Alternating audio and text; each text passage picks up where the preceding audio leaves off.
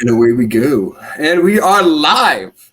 I love how it actually says it on the screen now. That's new. This is going to have to talk to me about Yeah, that. I was like, I was smart enough to put that together because it literally said to me, "This is live." It doesn't usually do that. So now I just sound like a fucking moron. No, we're good. But it is red in the corner. So, yeah. Hey. Yeah. Oh, God, I'm still mourning. All right. So for all the wonderful people out in recorded land, because this is going to be recorded and shown on all of our socials afterwards, you are once again for another live Q&A session here with Bucketlist Entertainment, live on Facebook, and then eventually recorded everywhere else. I'm Jason Greenberg. I am a content creator for Bucketlist Entertainment. I have a very esteemed guest with me this evening that I am wildly excited to have. Ladies and gentlemen, Chris number 2 of Anti-Fucking Flag. Hello. That's a great introduction. I'm flattered. This is late for me. I don't know what time it is where you are, but it's 9 p.m. In Pittsburgh, and I usually do my interviewing noon to 4, and so you might get a tired grandpa version of me, but I'm going to do my best to stay and awake through the process. Yeah. I'm stoked for that. I'm actually in Montreal, Quebec, as is the entirety of the Bucketlist Entertainment crew, which I know you are very familiar with our city. Yeah. I've seen you 1 million fucking times here, which I'm very happy to be a part of.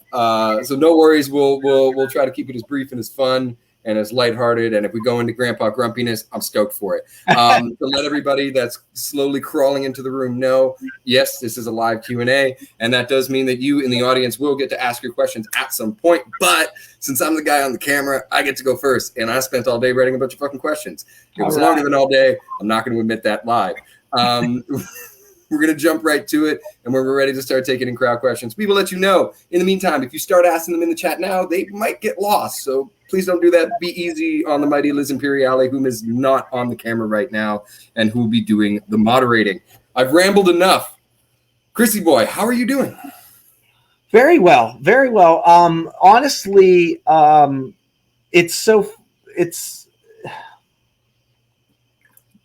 heart is heavy and hurts all the time. I mean, the world is an awful place, and it seems to only grow and increase in hardship and pain and suffering for so many people all the time. And that's something that's certainly got a microscope shown on it over the last 2 years with the pandemic that's been going on.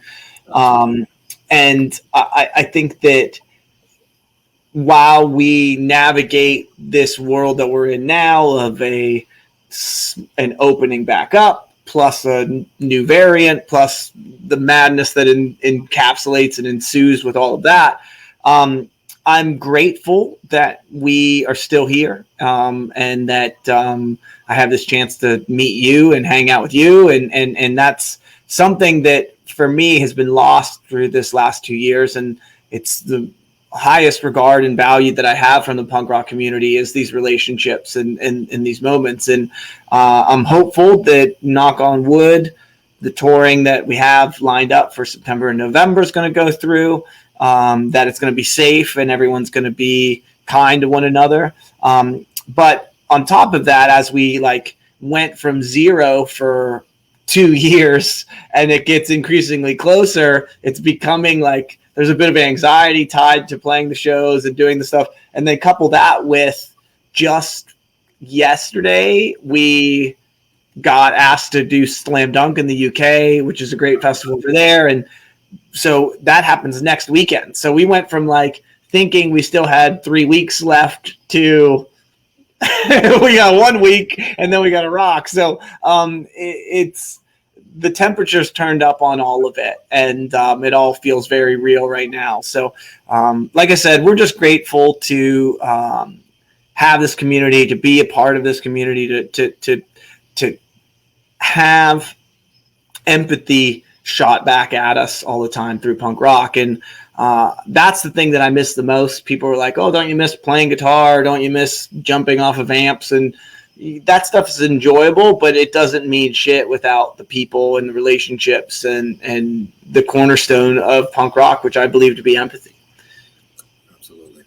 Absolutely. And it is always heartening to see you double down on that message so hard, because it is very much in the core of who you are as a musician, as well as what Anti-Flag is as a band. You have said it in countless interviews that the band is really more of a message than it is about making the music itself. It's write the song so that the message gets out there, kind of thing, if I understood that correctly. Yeah, I mean, the entirety of the band, it's just a vehicle for sharing these stories and these ideas and finding people who feel the same way that we do. Sorry about the dog barking now. Oh, please. I love every second of it. But yeah, I mean, truthfully, you know, we, as 4 individual humans that make up the band, we vary in several degrees in how we feel about this. But like Pat, our drummer, he doesn't care about music. Like, he doesn't listen to music. He doesn't want, like, it being a musician is not a thing he's proud of or whatever. He is in a band so that he can go and meet people and talk about ways to challenge the powerful, ways to better the lives of those who are closest to the suffering. And that is why he does this. You know, me, I've got an ego and I like it when people clap for me, and that's cool. But at the same time, I know that, like, my musicianship isn't what does it. You know, what does it is the passion. And I think that Justin and I are very similar in that sense, where we just let that lead the way. And even if it's something that, like, we're not proficient at or we're not able to overcome because of our physical inabilities whenever it comes to performing and writing and doing that kind of stuff, we still put the agenda of the band at the forefront of everything we do. And I think that the 4 of us found each other somehow, and we're grateful that we have, because that's the entirety of our livelihood, is just our entire, like, I feel bad when I say this because I have a lot of contemporaries who will say, you know, talk about the audiences or talk about the community around the band and be like, we wouldn't be here if it wasn't for the fans. And Anti-Flag is the antithesis of that. Like, we're going to be here no matter what. We're grateful that anyone cares and comes and is a part of it. But ultimately, we don't know how to do anything else. So we'll be doing this whether there's one person at the show or whether there's 1,000. You know, that part's out of our control. I fucking dig that, man. And that honestly, as little about the music itself that, you know, it could be, that is still very much the heart of what it is to really be a free loving musician, is to really just do it because you love doing it, not because you want to make money, not because you want to get the blowjobs, not because you know, any of these things. It's about just being on stage and getting to do that part and getting to relay their message in in whatever that they're doing. So it's always heartening, again, because I'm a broken record, to see you guys really double down on that and stick to the program. And you most definitely did that with this last record. It's had about 1.5 years now to be out and breathe. But 2020 Vision came out, I believe, January last year. A lot has gone down in the world. So this is more of a little bit of like a 2-parter, I guess, or open-ended, we'll call it. How do you feel that it has been received by your fan base, considering the state of everything in the world? And how do you feel about that record with everything that has occurred since? I think that people that know of Anti-Flag or have interacted with us over the years, I think that there's a lot that they can connect with on the record. I think that there are a lot of similar themes and similar musicality and stylings to the songs themselves. And so I think that you know, for those folks that are initiated, they can find some bit of comfortability in 2020 Vision. And that's by design. I mean, we like, there's a belief that as a musician or as a band, the only way you remain relevant is by reinventing yourself. And I mean, I still love The Clash. I still love the Dead Kennedys. I still love the, you know, Green Day and the Beatles, and all of my musical influences are still the same. And so I'm just consistently trying to write a better version of that song, even if it might sound sonically familiar to something we have done in the past. I don't see it as repeating ourselves. It's all about how do we do this better? I mean, that's really what making another record is about. It's about pushing ourselves forward. And we've had internal conversations. We can tour off of Die for the Government and For Blood and Empire and American Fall, and people would be happy if we just played those songs for a while. The only reason for us to make new records is to discuss things that are happening in the immediacy. And that kind of gets into the second part of your question. I think that the politics of 2020 Vision are politics of today. And that was really important for us to do. And B, I think it's for us to just be better stewards of what we are trying to do, which is, at first there may have been naivete in the band, like, hey, you can write a song and you can change the world. You write a song on a Tuesday and racism's gone on a Wednesday. But it doesn't really work like that. The way it works is that song that you've written reaches beyond your initial intention or understanding of where it could reach. And then that person carries that with them into their school or their work or their dinner table with mom and dad or whatever. And then that person changes their lives, their personal life, and then the lives of the people around them. And that's how we eradicate or fight back against systemic issues. It's about chipping away, and the moral arc of history bends towards justice for sure. But sometimes you've got to do everything you can with whatever you can to reach up there and grab it and try to bend it yourself. And that's what the band and the community and punk rock as a whole, I think, is trying to do. So yeah, I mean, I think a year and a half later, it's interesting to me most about 2020 Vision, how many themes there are of illness, of disease, there's a song called You Make Me Sick. There's a song called The Disease. There's a lot of tie-ins to the emotional side of a pandemic. And that was unforeseen. And there's a lot that happens subconsciously when you're writing. And I know that there have been so many times where I thought that a song was about one specific thing, and then 10 years later I look back on it and I go, oh, well, this was happening in my life, and that's why I wrote about that, even though my initial intention was maybe different. It will change, and it will have a different shape. So at this point, a year and a half later, I'm just excited to go and try to play the songs live in front of people and see how they react. A lot of it is just based on assumption, because we haven't, we've only been able to take the temperature through hearing people write about the record on the internet or talk to us in the limited amount of shows we played. We played one show in Ottawa, and we played a 20-day European tour in January. So that was 2020. So it's been quite a while since we've had interaction to critique the art and see if we did anything that we should, or if we carved a path that we should maybe follow a bit further. So I'm excited to dissect a huge chunk of that in the time that we have while energy is fading. No, we're all good. Of course.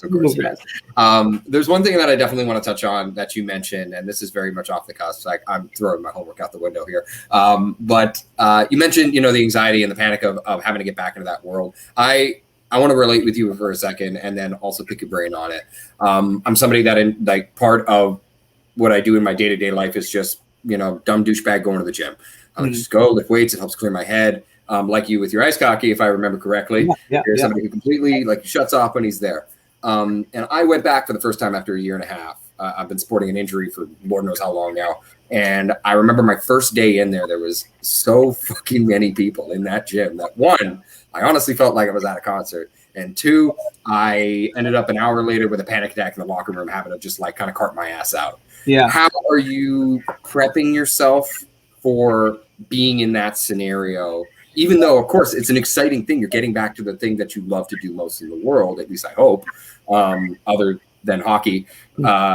And what are you prepared for? What are you not prepared for? You know? I think that I'm prepared for, we do a good job of preparing for the worst. And so I think that within our team, we've got a lot of protocols going into touring in COVID. So we're prepared for everything as far as all four of us getting it to, turning around, tail between our legs and going home because it's not working. So in that sense, that it's funny because we've got a lot of optimism for the world, but we have a lot of skepticism when it comes to ourselves. that often leads to over preparation. And it's one of the reasons why Anti-Flag still exists, is that we have prepared for the worst case scenario in everything that we've done. And that's mostly Pat, because Pat is by far the most detail-oriented member of Anti-Flag, where he is focused on the minutia of what it is and what it means to be in a band. And, Justin and I are just kind of letting our heart and our passion lead our way, and we're just, chasing shiny shit. Pat's making sure that we can eat and we can survive. And I think that that's a really important part of it. And so I think that, again, like,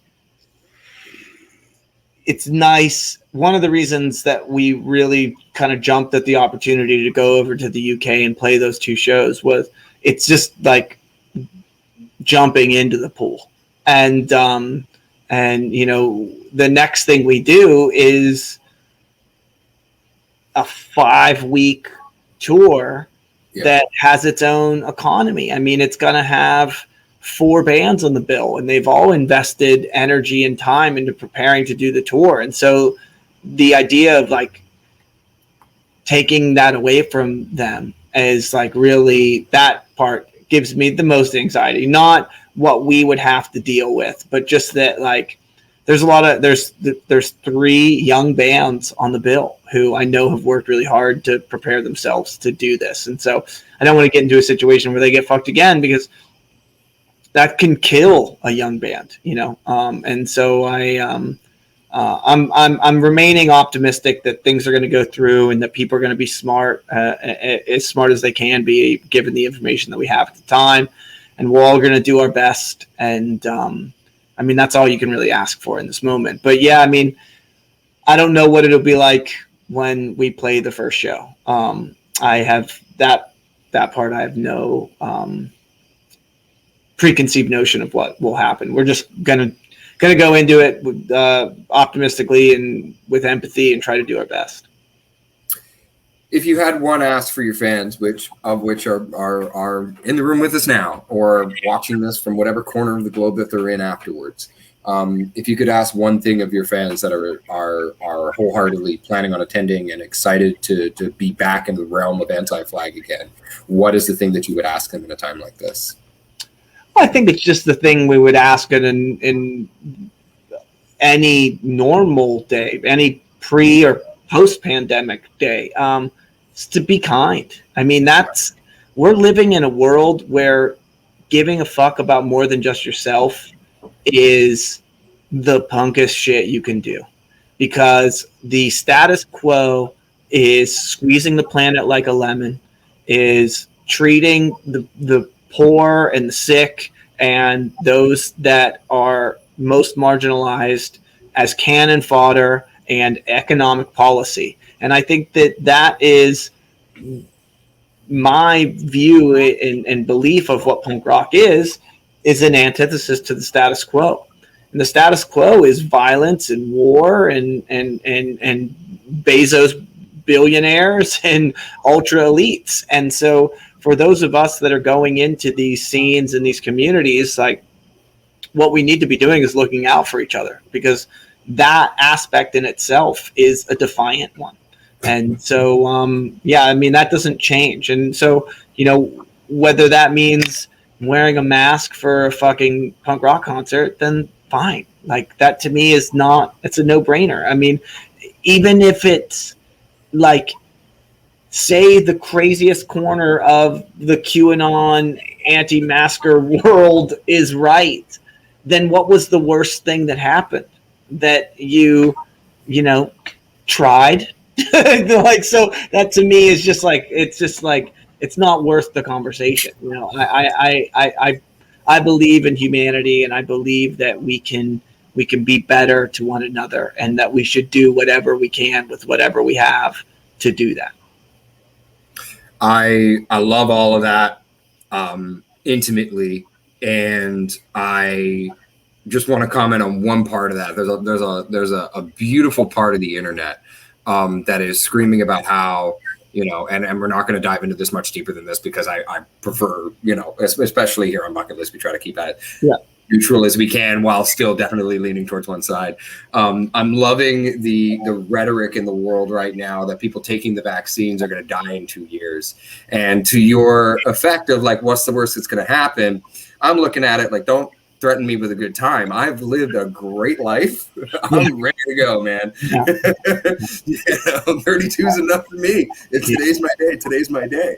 I mean, I struggle with so much of that shit, because it's we don't need. I love a good conspiracy theory. Hell yeah. And I love a healthy distaste and distrust of the powerful. Of course. And I think that those things in a world that is set up for the average person to fail and the ultra elites of the world to succeed, those things are needed and necessary. Mm-hmm. However, my argument is it's happening in plain sight. It doesn't need to be behind a firewall or in secrecy or shrouded. I mean, just look at what the American military and the Pentagon do to our economy. I mean, look at Afghanistan right now, and the $1 trillion of American taxpayer dollars that were spent in Afghanistan. And then you look around at the tank graveyards and the plane graveyards we have, where the defense contractors pressured politicians to pass bills to get them money for that, and they build these tanks that we don't need, and they sit, and they've sat for 10 years. It's like the smash and grab that we're talking about, the corporate takeover that we're talking about in the deep dark web or whatever of QAnon. It's happening right here. It's happening on the fucking main streets of Washington, D.C. So I don't need to go that far down the well to know that consistently, like, the biggest rackets in America are, the belief that the American military is infallible, because we have to support the troops and we have to wave the flag, and this is our duty as American citizens. They send these poor kids to fight and kill and die, only to come home and turn their backs immediately on them. And that, to me, that's enough. Like, I've seen enough of it. It doesn't need to be a hidden code, or it's just right. It's happening right in front of our eyes, and that there's plenty to be angry about. There's plenty to be distrusting of, and so I mean, I think that in terms of and I you're absolutely right. A lot of these conversations are just banging your head against the wall, and so it's not worth it. I'm more interested in the people who are looking to make the world a better place, are looking to leave things better than they found them. I know what it looks like when we do nothing. It looks like this. I'm far more interested in seeing what it looks like when we do our damnedest to change it. And I fucking love that. My dad had an old saying, some people are so dumb they love to bang their heads against the wall because it feels good when you stop. And the punchline of that is some people are so stupid they forget to stop. Yeah. But leaving that alone, you have at different times spoken about, and including tonight, spoken about your, your perception and your standard of what punk rock is and what the punk rock aesthetic really embodies. And I, as somebody who used to be one of those reviewers, it was something that we used to do as part of Bucketlist Entertainment, is review records, review shows. I always found the hardest part of being given a piece on a punk record or a punk show was trying to be a part of the atypical, punk enough kind of situation, which I am not. I love my punk rock. I adore the fuck out of it. It's a ton of fun. But in reality, is that everything that encumbers me? No. So I want to pick your brain a little bit on what is really the core part of what makes punk rock and what makes the punk rock aesthetic to you. Yeah, I mean, I think that it has nothing to do with sonics. It has nothing to do with I'm going to use your word, aesthetics. It purely has to do with intention, and it purely has to do with the predicating thought upon it. And for me, that comes back to a very simple idea. It's that in this world where we have global systems set up to monopolize resources around the world so that people can become wealthy off the backs of those who have not. That to me is a travesty. It's immoral, and we need to be working to eradicate it.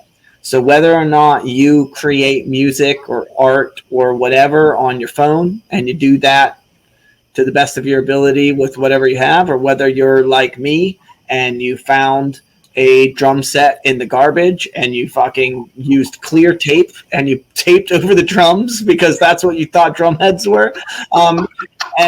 And you just started playing music because you were like, I have to talk about these things. I am impassioned about working towards a better world. That is all it is. It's as simple as it gets to me. And this belief that punk only exists if it's nihilistic or if it's, apolitical. The world we live in today does not allow for apoliticism. You are a bystander in a world that is exploiting and murdering and, for lack of a better term, evil. And if you are not going to do something to eradicate that evil, you are complicit. And that is the simple idea behind punk rock, is we are trying to be loud so that people will acknowledge these issues. And once we acknowledge the issues, then we can come together to find solutions for them. It's often a major criticism of activist music and punk rock music, which is, oh, you complain all the time, but you don't solve the problem. And, for example, we have a song called Fuck Police Brutality that we wrote in 1996. At the time, Pittsburgh, Pennsylvania, where we're from, had the highest police brutality rate in the country. It was commentary on what was happening in our scene, in our community. We felt empowered to write the song. Fast forward to 2015, we're still playing the song. 2014 maybe, and people, music critics, people who just maybe don't have anything better to do are on the internet and commenting on what we're doing. And I heard a lot of, well, Anti-Flag says fuck police brutality. Like, who doesn't know police brutality is wrong? And I understand that sentiment. I mean, if our goal was to alert people of the problem of police brutality, that would be kind of mundane. That's like saying fuck burning your hand on the stove, because it sucks, and we all know that it sucks because we touched the stove when we were a kid and it burned us. But that's not why the song exists. The song exists as a roll call, as a hand up to say, look, people that are not represented within the hierarchy of power, within even punk rock communities, are being murdered at a rate that is immoral and wrong. And we have to acknowledge that death, that loss, that grief. And if we don't stand up for people who are not like us, then we're just next on the list of people who will just be in pain and not have anyone helping them.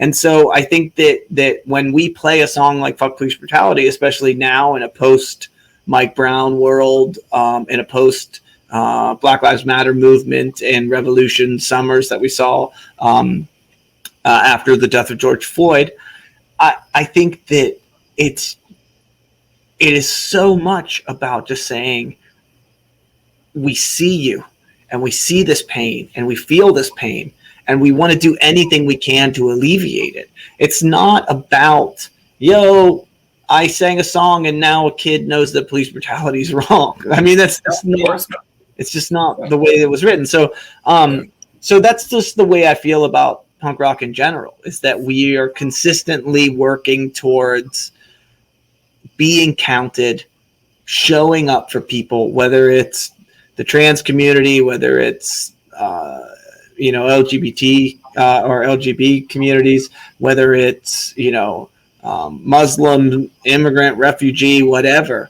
It's our duty to work to show solidarity in every aspect that we can. And so that extends from the record into the show, and from the show into the relationships that we forge amongst the audience. And then that extends into, again, where we go to school, where we work, everything. You're just knocking them out of the park here, man. I don't know how we're going to pick a quote for the fucking headline, but we're going to try to make do, dude. I have a feeling either optimism for the world, skepticism for ourselves, or fuck burning your hand on the stove is going to be the ones that win. But nonetheless, I'm absolutely adoring everything that you're saying, and it's going to be tough not keeping you over time, but we're going to make it work. I got 2 left for you for everybody out in the crowd. We're going to be taking some crowd questions soon. There was so much more we were going to dive into. I love where this is going, though. So we're going to lighten it up for a quick second. I got a little section that I love to go through with everybody that is unfortunate enough to get stuck with me on this fucking platform. And it is a little thing I like to call Battle of the Blank. I do a little deep dive into something that you're interested in, and I create a series of waves and make you pit 2 fictional situations in a fight to the death, and you got to pick which one wins. Oh, great. I was hoping it was some kind of Mad Libs, but I like this. Either Sadly, Mad Libs is not going to be what it is tonight. I'm not that clever. So in this particular edition, of course, you are one of the great faces of punk for a lot of kids around the world. So we're going to keep this as punk as we physically fucking can. In the first scenario, who wins in a fight to the death, Green Day or NoFX? Numbers advantage. Do any of them actually count as people at the end of the day? Which one, Okay, so I think that I immediately was going song for song. In a sort of Scott. We're here to break relationships here. We're here to have people call you tomorrow and be really mad about it. Yeah. I think that that in a battle of fisticuffs, NoFX wins. In a battle of song for song, hit for hit, Green Day wins. And awesome. So that might be too middle of a road. I tried to please everybody with that answer. No, I like that answer. I like that. You can keep doing that. I'm good with that. Yeah, I know. I think like Billy. Like I remember. I mean, the last time I was around Billy Joe was 2002 or something like that. Yeah. So, but I remember towering over him. And so I just think that he's gone right away.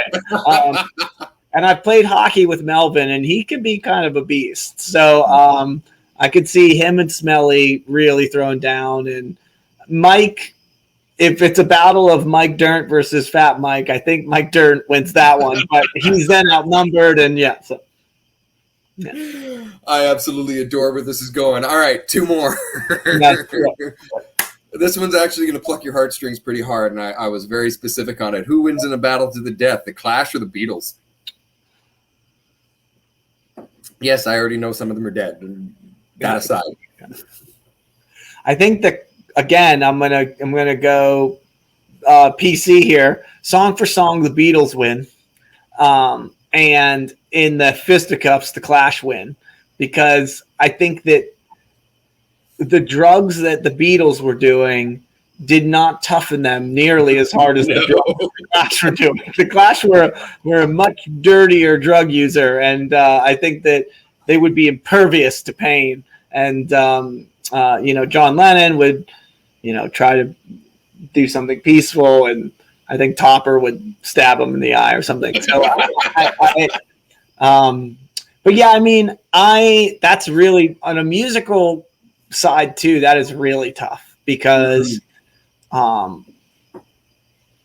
the difference is that the Beatles have such a succinct catalog of perfect songs that it is so hard for if you put them against anything in the world.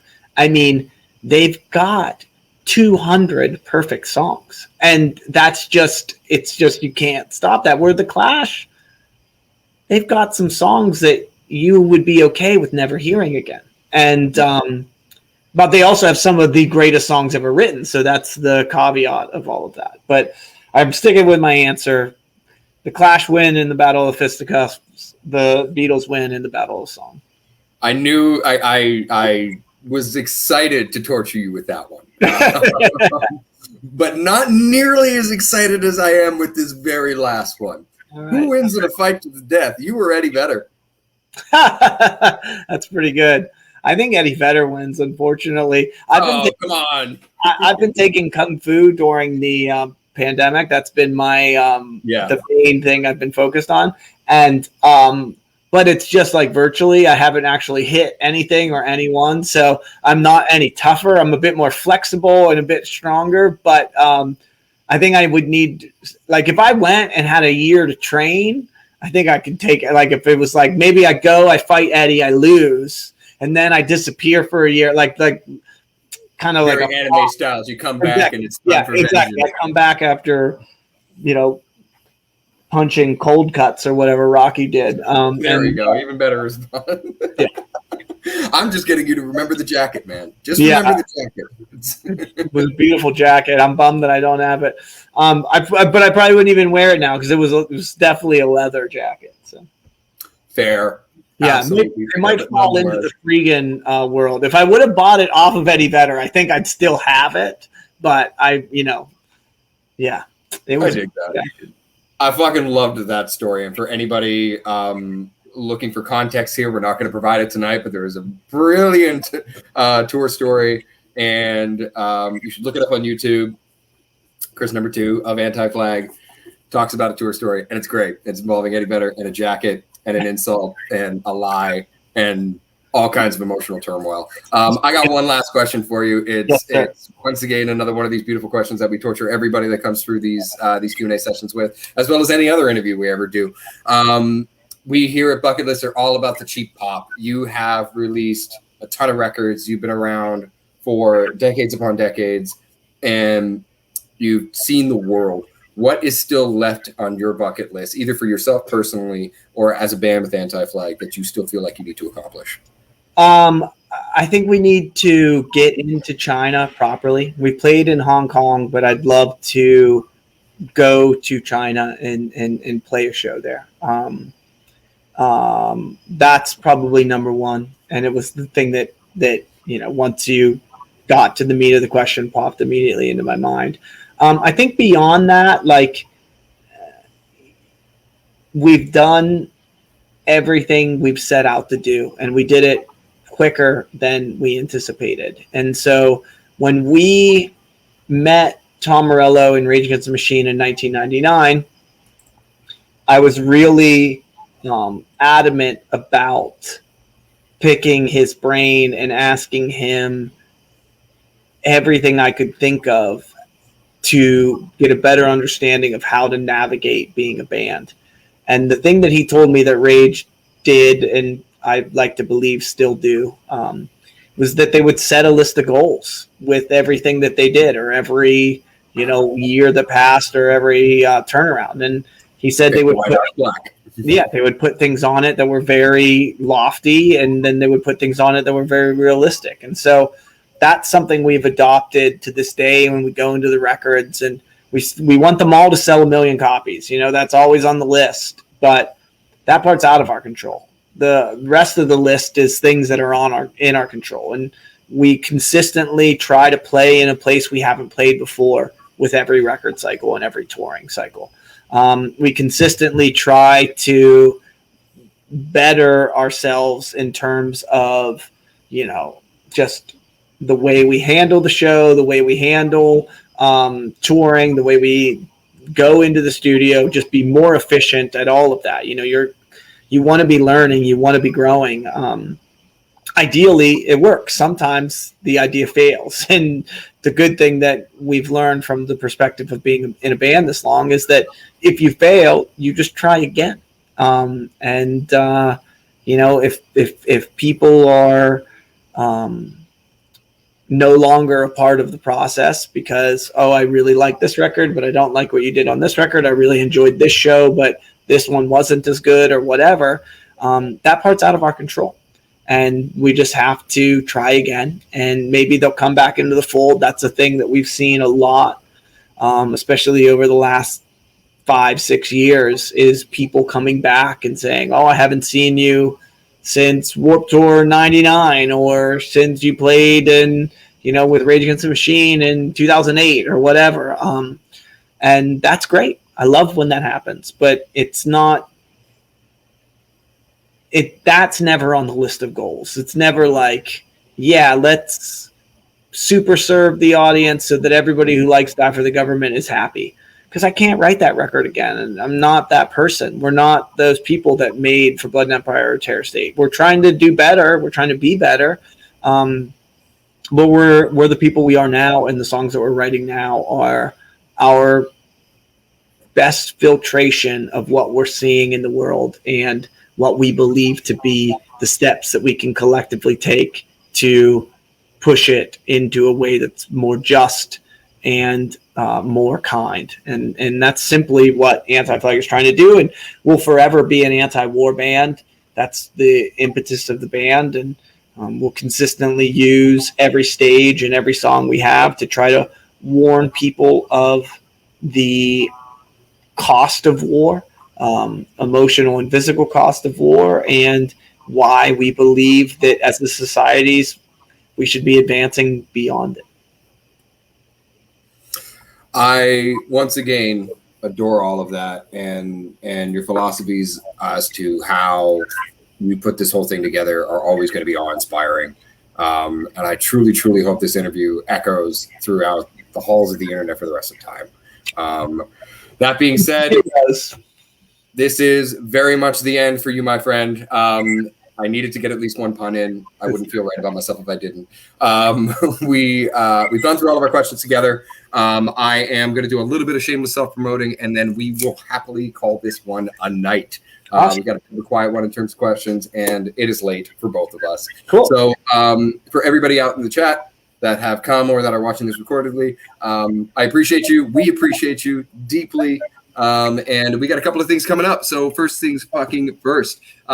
This coming Monday is going to be another episode of Peaked in High School. If you guys haven't heard of that yet, it's a show where our very own Justin Bruce goes through 2 albums from the early 2000s and dissects them like a frog in high school. You can vote on which album you want to have him dissect next week. The voting is still happening as part of our stories. If you check out Bucketlist Entertainment right here on Facebook, you can either pick an Enter Chikari record or a Hello Goodbye record. After that, I'm going to be right back here in the saddle on another Q&A live session. Next Tuesday, I'm going to be speaking with Jake from Rivers of Nile. And I'm super stoked for that. We are both people of hearing impairments, and it's going to be fucking awesome. Chris, from your countless records and for all of the promoting and producing you've done with ANF Records, all of it, I appreciate you. It's been fucking great talking to you. Is there anything you particularly want to plug before we call it a night? No, I just want to echo what you had said. I just want to thank everybody who is around and who watches this, and I want to thank you guys for sharing your time with me. It's an honor and a privilege, and ultimately, I mean, I'm never going to be great at talking to a computer. I'm far more interested in being in the same room together, and our collectivity and our strength and our power comes from that human interaction. So I'm hopeful that this part of our lives is over sooner than later. But I also want to remind people that this is a pandemic that we're living through, and this is some shit that's going to have a long lasting effect and a lot of PSD that comes with it, and PTSD, I'm sorry, that comes with it. And I think that that's a thing that we should really note. It's not a footnote in history when this many people around the globe die. It's something that we are going to need to mourn for a really long time. And I, again, am grateful that there are communities such as this where we can share in that grief and we can look towards a future that is better and kinder and more just. And, hopefully it happens in our lifetimes, but if it doesn't, let's not wait around for it to happen. Let's get it out there and do it for ourselves.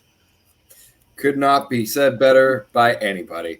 Once again, thank you for your time. The pleasure is entirely ours. And it's great to see musicians like yourself still taking the time to connect with their audiences like we have tonight, and answer questions and get to pick your brain and everything like that. So it's been great, man. For everybody out there, once again, thank you.